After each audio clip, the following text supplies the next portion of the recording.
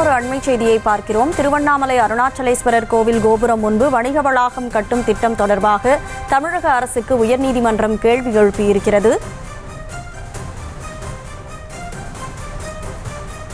திருவண்ணாமலை அருணாச்சலேஸ்வரர் கோவில் கோபுரம் முன்பு வணிக வளாகம் கட்டும் திட்டம் தொடர்பாக தமிழக அரசுக்கு உயர்நீதிமன்றம் கேள்வி எழுப்பியிருக்கிறது.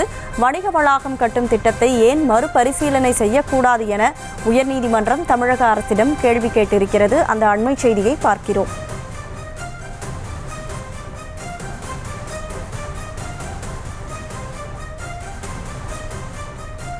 வழக்கு தொடர்பான விவரங்களோடு செய்தியாளர் மதியழகன் இணைப்பில் இருக்கிறார். வணக்கம் மதியழகன், வழக்கின் பின்னணி என்ன, முழு விவரம்?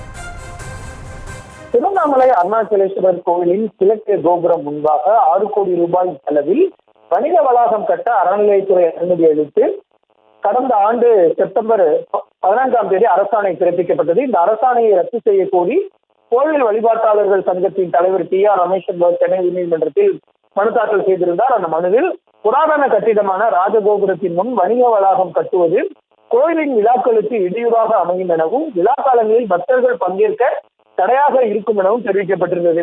இந்த வழக்கில் நீதிபதிகள் R சுரேஷ்குமார் மற்றும் S சவுந்தர் அடங்கிய சிறப்பு அமர்வில் இன்று மீண்டும் விசாரணைக்கு வந்தது. அப்பொழுது அறநிலையத்துறை தரப்பில் ஆஜரான சிறப்பு அரசு லீடர் அருண் நடராஜன் வணிக வளாகம் ராஜகோபுரத்தின் பார்வையை தடுக்காது என்றும் இங்கு அமைக்கப்படும் கடைகளில் பக்தர்கள் வசதிக்காக பூக்கள் மற்றும் பூஜை பொருட்கள் மட்டுமே விற்பனை செய்யப்படும் என்றும் கோயில் வளாகத்துக்கு வெளியில் தான் இந்த வணிக வளாகம் கட்டப்படுவதாக விளக்கம் அளித்தார். இதை மறுத்த மனுதாரர் திறந்த வெளியில் கட்டுமானம் கட்டினால் பக்தர்கள் சிரமத்தை எதிர்கொள்வார் எனவும் கோபுரத்தின் முன்பு கட்டுமானம் மேற்கொள்வதன் மூலம் கோயிலின் அஸ்திவாரம் பாதிக்கும் அபாயம் உள்ளதாகவும் தெரிவித்தார்.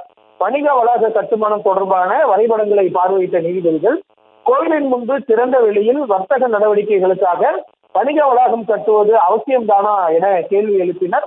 ராஜகோபுரம் முன்பு வணிக வளாகம் கட்டும் திட்டத்தை ஏன் மறுபரிசீலனை செய்யக்கூடாது என்று விளக்கம் அளிக்கும்படி இந்து சமய அறநிலையத்துறைக்கு உத்தரவிட்ட நீதிபதிகள் விசாரணையை செப்டம்பர் 19ஆம் தேதிக்கு ஒத்திவைத்தனர்.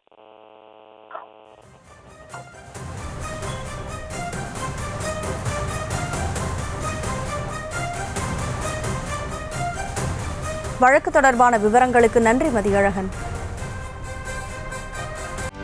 செய்திகளை உடனுக்குடனும் துல்லியமாகவும் தெரிந்து கொள்ள சப்ஸ்கிரைப் பண்ணுங்க.